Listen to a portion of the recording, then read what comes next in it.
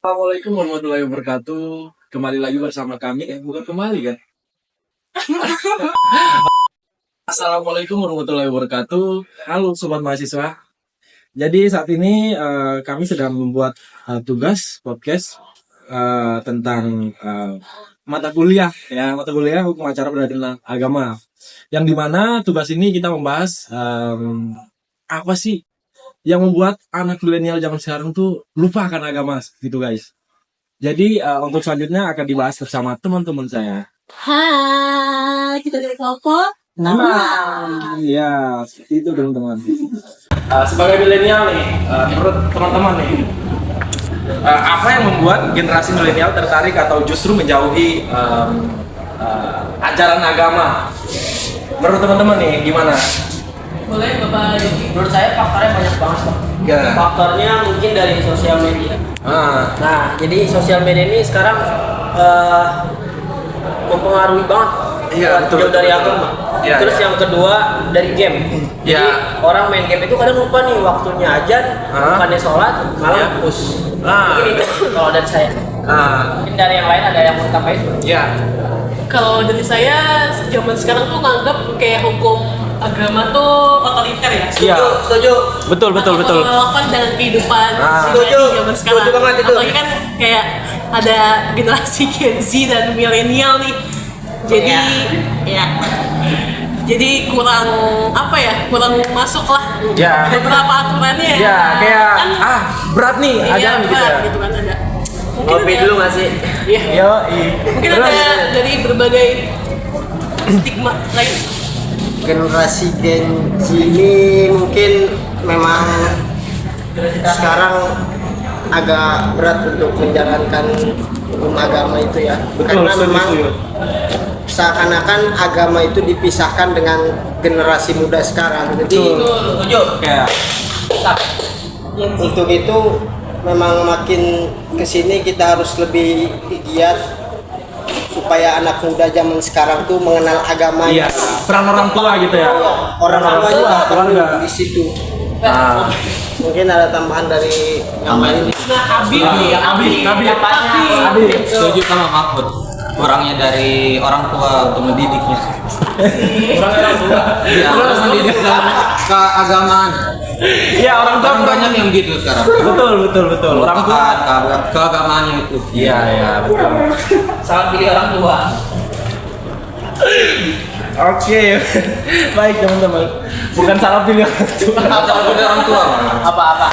Maksudnya tuh Orang tuanya sekarang sibuk. iya, orang tuanya sibuk kan. Dua-duanya Juga kerja. Nah, Anak-anak anaknya sibuk. Iya. terlupakan. Betul. Agamanya dia. Jadi kayak apa sih? Apaan? Kurang kontrol dari Iya, orang tua. dari orang tua kurang kontrol. Terus perlu banget ya untuk Kontrol ya, Ya, jadi tuh perlu banget edukasi untuk edukasi dari agama dari orang tua. Betul. Menurut siapa gimana nih? Jadi kalau untuk dari segi orang tua karena Gen Z kan rata-rata usianya udah memasuki fase dewasa, jadi Ya, mungkin betul. untuk ajaran dari orang tuanya itu masih lebih kurang relevan sama anak muda zaman sekarang. Iya, iya. Mungkin orang tuanya tuh masih menggunakan metode ajaran-ajaran yang lama. Iya.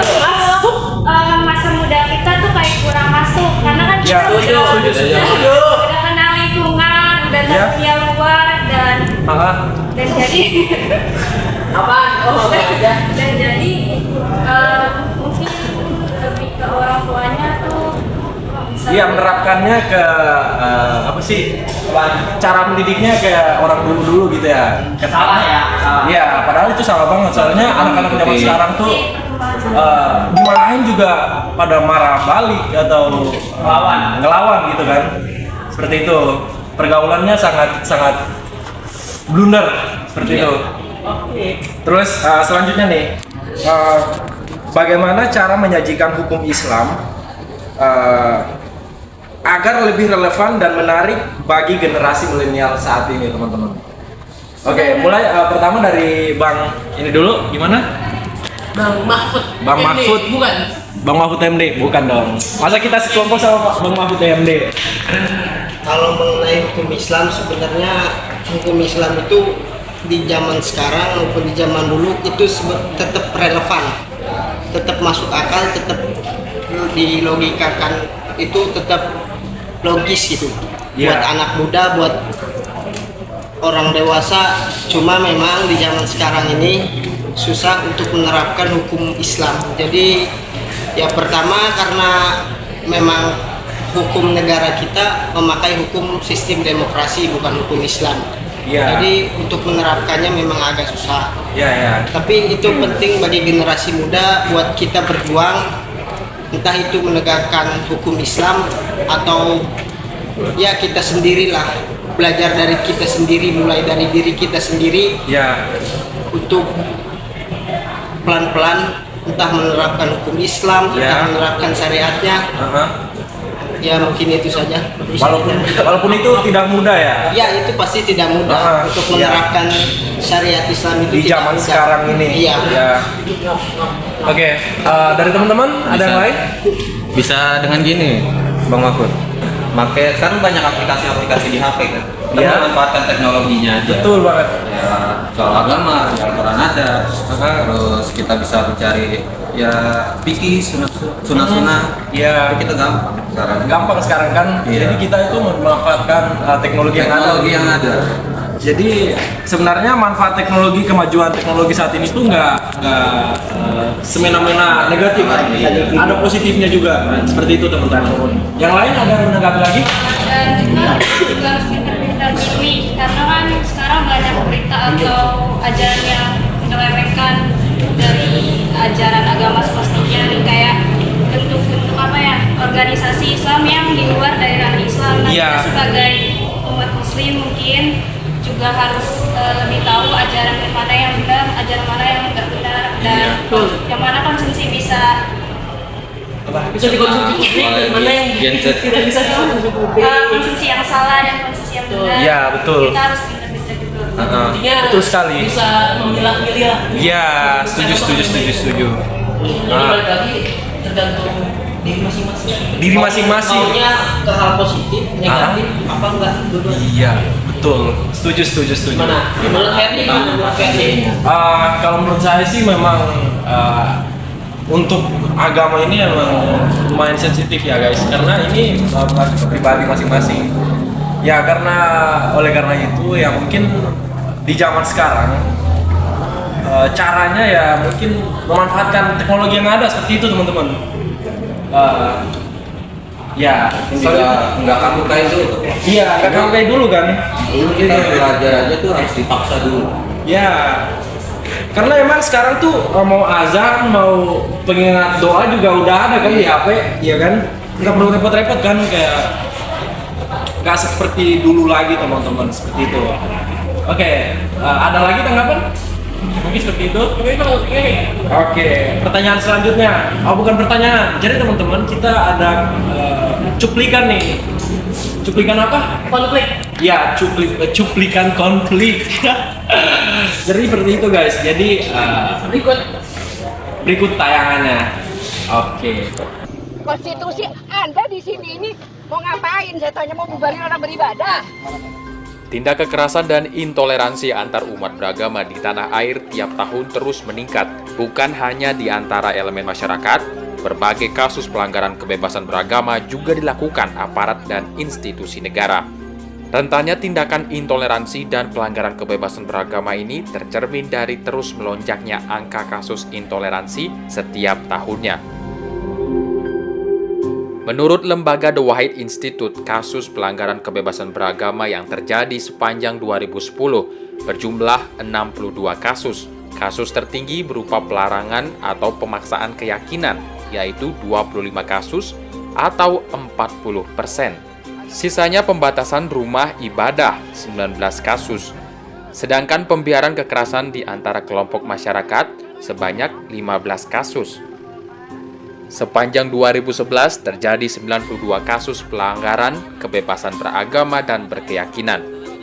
Dari angka itu, pelarangan dan pembatasan aktivitas keagamaan atau kegiatan ibadah menempati posisi tertinggi, yakni 49 kasus.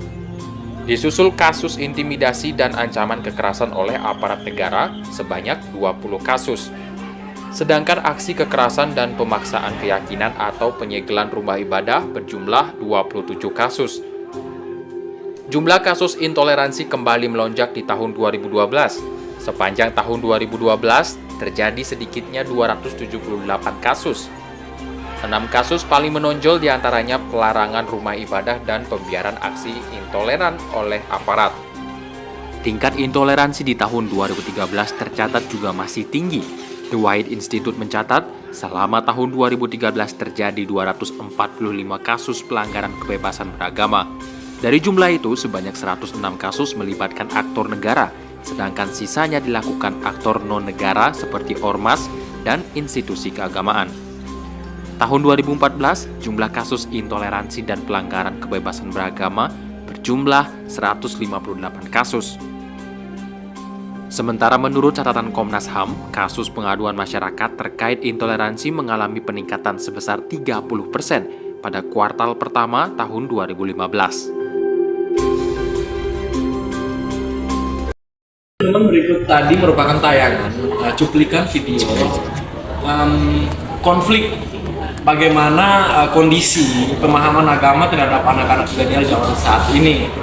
Jadi lanjut ya teman-teman, untuk pertanyaan selanjutnya itu pertanyaannya, bagaimana peran tokoh agama dalam menjembatani kesenjangan antara generasi tua dan muda dalam memahami hukum agama Islam. Jadi menurut teman-teman bagaimana nih peran tokoh agama seperti apa dalam menjembatani generasi milenial saat ini? Nah, saudara Abid, bisa dulu. Ulama bisa memanfaatkan teknologi seperti media sosial, Betul sekali itu. Setuju saya, podcast, Abid. webinar, Betul. untuk Setuju saya. menjangkau milenial dan Gen Z. Iya, Betul. betul. Poinnya. Karena dari dunia digital juga bisa mencakup semua generasi, baik yang muda, baik yang tua, Iya. semuanya. Ada. Betul banget itu. Ada tambahan? Aku gimana? Bawa ya. Mungkin next sama. Jadi kenapa bukan hanya di tempat kayak majelis, tapi juga kan bisa melalui media sosial. Betul. Lebih atau para ulama yang menggunakan teknologi kan sudah banyak juga. Ya, menyesuaikan nanti dengan zaman. Ya, kayak ya itu juga sama seperti kita kayak podcast juga ada. Iya.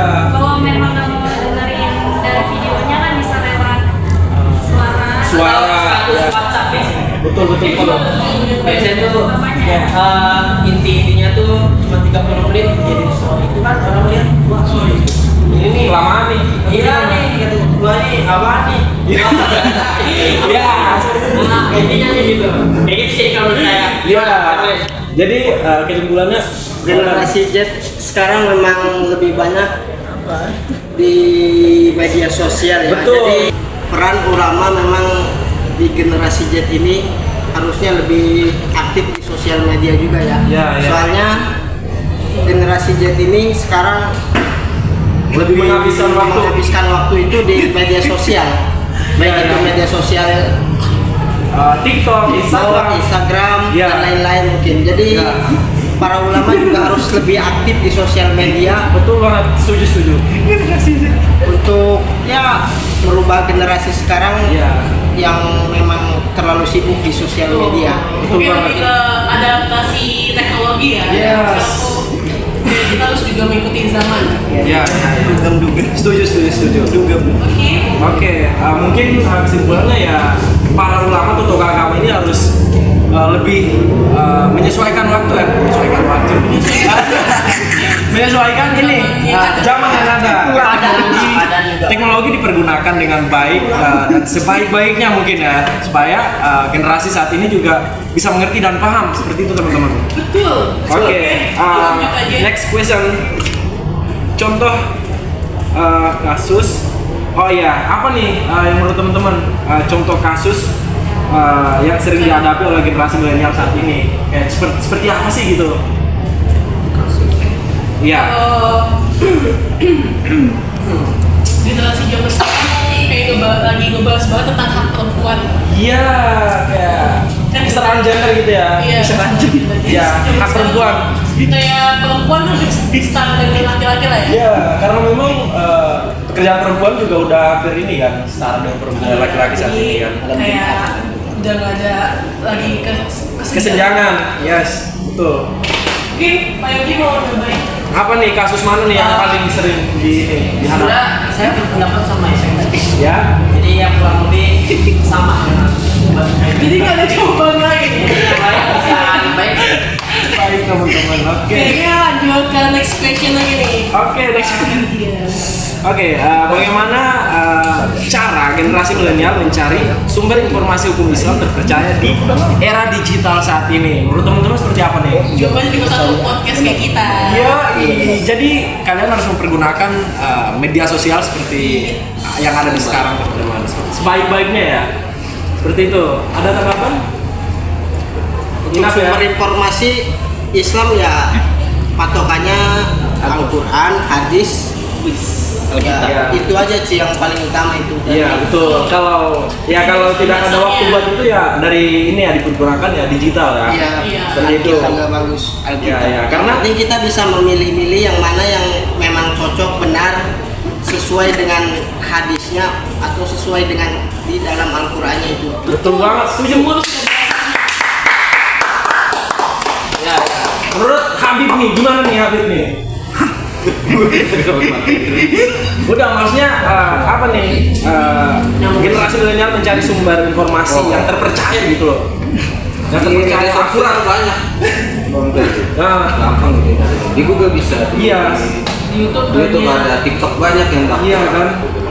Kalau nggak ada waktu buat baca Al-Quran ya di handphone juga ada kan ya pengingat azan Iya. azan sholat Di HP. ya kan Tapi itu yang kayak gitu tuh jangan mentah-mentah. Karena kalau bingung nggak bisa dicari. betul kan. Dari sosial media, Tetap kita ini aja, punya media pendapat. yang aja lagi ya kan. Iya, kembali lagi ke peran orang tua. Nah, seperti itu. Nah, kembali kalau Iya, dalam Ya, setuju, membimbing. setuju. Terus dalam pendidikan juga penting banget guys. Di lingkungan pendidikan saat ini memang pelajaran agama penting banget untuk diterapkan seperti itu. intinya harus berdasarkan Al-Quran dan hadis. Yes, setuju. Nah, selanjutnya nih, apakah hukum Islam perlu direformasi agar lebih sesuai dengan kebutuhan generasi milenial saat ini, teman-teman? Sebagai generasi muda nih, bagaimana tanggapan kalian? Apakah perlu diubah? Reformasi yang dimaksud itu seperti apa? Maksudnya ada nggak maksudnya untuk supaya menyesuaikan dengan generasi saat ini kayak sebenarnya udah sesuai lah ya, maksudnya Al-Quran udah ada di handphone, udah bisa diakses, azan udah bisa kita dengar dari melalui handphone, seperti itu teman-teman. Menurut teman-teman gimana nih tanggapannya? Menurut saya sih udah cukup lah ya. Udah cukup. Oke, berarti Chris. Kalau menurut saya sih sebenarnya udah berdasarkan Al-Quran dan hadis ya. Jadi kita tinggal memilah-milih aja apa yang harus kita jalani sekarang ini. Karena kan semuanya juga harus berdasarkan itu kan. Setuju banget Kak Ipe. Berdasarkan Al-Quran dan hadis. Potongan utamanya Patokannya tetap harus itu, dasarnya seperti itu. Jadi mau dibilang reformasi kayaknya nggak bisa. Soalnya hukum Islam tuh sudah dari zaman dulu dan kita nggak bisa ngerubah itu. Iya, maksudnya ya seperti itu. Mungkin sumber informasi yang didapatkan oleh generasi-generasi Mungkin muda. cara mendapatkan informasinya aja. Iya. Betul. Ya, mungkin cara memahaminya juga harus tepat untuk di zaman sekarang ini. Memang banyak hukum-hukum yang dulu belum muncul, di zaman sekarang muncul hukum-hukum baru ya. iya. Yang teknologi kan sekarang semakin canggih, jadi Iya. harus juga. lebih ini sih. Seperti itu. Terus juga mungkin generasi milenial saat ini juga kan banyak yang kayak malu akan ininya kan, identitas agamanya Iya, kayak lebih mementingkan kepentingan pribadi dibanding Betul. identitas agamanya. Iya, betul juga. Itu lagi yang paling menjadi tantangan generasi kita saat ini, teman-teman. Oke. Gimana Kak Iman? Gimana? Kayaknya kembali lagi ke pastinya peran orang tua. Iya. Kan orang tua kan jadi apa ya, informasi utama yang ada di rumah kita. Penting banget peran orang tua itu penting banget, keluarga untuk mendampingi anak-anak mereka dari kecil, teman-teman. Seperti itu. Selain dari yang tadi Al-Quran dan hadis. Ya, peran pendidikan juga di lingkungan sekolah, kuliah juga penting banget. Seperti itu. Intinya kita harus cerdas memilih apa yang kita pilih. Iya, betul. Betul banget. Jadi teman-teman, itulah podcast kami, tugas dari kesimpulan ya. Kayaknya kesimpulannya udah. kayak ini cukup kali ya podcast kali ini kita bicara soal bagaimana peran agama Islam dalam generasi milenial. Betul. Mungkin cukup ya teman-teman. Sekian dari kami. Saya Ferdi dan Saya Viva. Saya Jogi. Assalamualaikum. Saya Safa. Saya Habib. Saya Mahfud. Oke, sekian dari kami teman-teman. Jika ada kesalahan kata dan Dadah.